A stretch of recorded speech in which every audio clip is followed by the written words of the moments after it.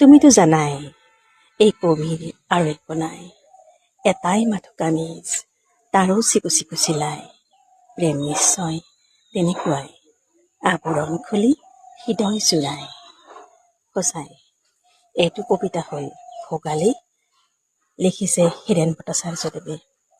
সঁচাই সুন্দৰ কবিতা এটি। আৰু আমাৰতো ভোগালী বিহু আহিছে, আৰু কালি মই এটা কথা কওঁ বাৰু।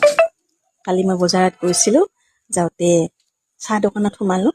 চাহ দোকানত সোমাওঁতে যেতিয়া ঘূৰি আহিলোঁ, ঘূৰি আহোঁতে দেখিলোঁ এজন মানুহে সিফালে চাই আছে, দোকানখনৰ ফালে চাই আছে।